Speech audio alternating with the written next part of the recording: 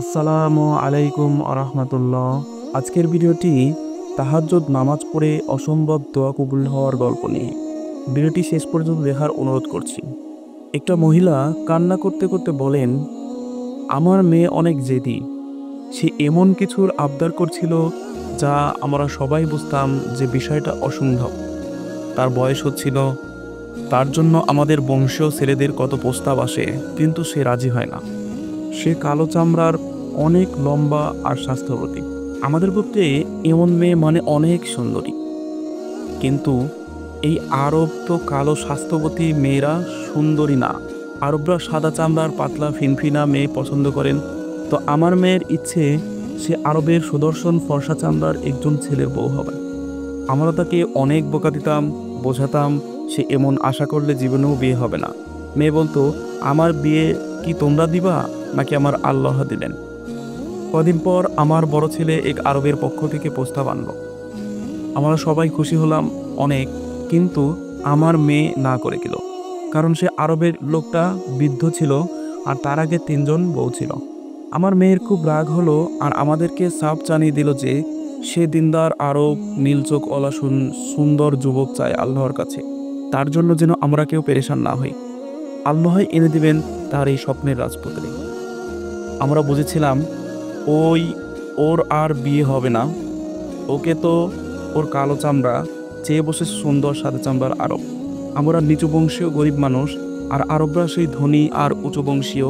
সব না হয় মানলাম, কিন্তু নীল চোখ, এ আবার কোন পাগলাম? আরবদের বেশি খয়েরি চোখ হয়, কালো আর খয়ের। নীল তো ইংলিশদের হয়। আমাদের তখন মনে হচ্ছিল ও আসলে বিয়ে করতে চায় না, তাই এমন সব আবদার করে। একদিন ওকে বকা দিয়েছি, গায়েও হাত তুলেছি।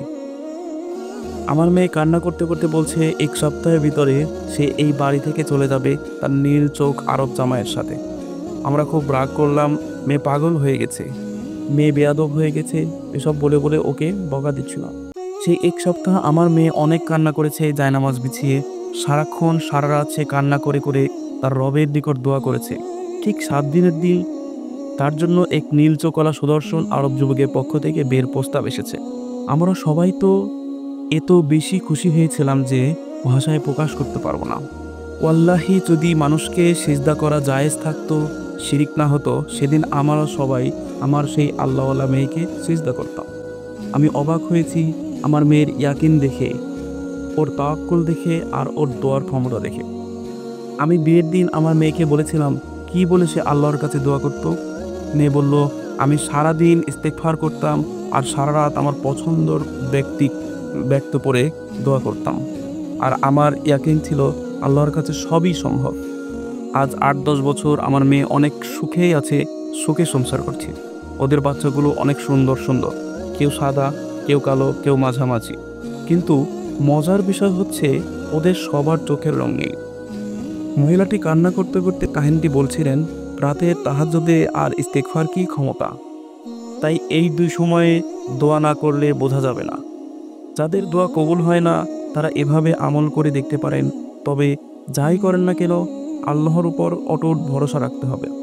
আল্লাহ তাআলা সবার মনের নেক ইচ্ছা পূরণ করুক, আমিন। আজকের ভিডিওটি এই পর্যন্তই। দোয়া কবুলের গল্পে আজকের পর্বটি যদি ভালো লেগে থাকে অবশ্যই ভিডিওটিকে লাইক, কমেন্ট এবং শেয়ার করবেন, এবং আমাদের ইসলামিক কথা চ্যানেলটি সাবস্ক্রাইব করে আমাদের উৎসাহিত করবেন নতুন নতুন ভিডিও বানিয়ে যাতে আপনাদের সামনে স্থাপন করতে পারি। সবাই ভালো থাকবেন। আল্লাহ হাফেজ।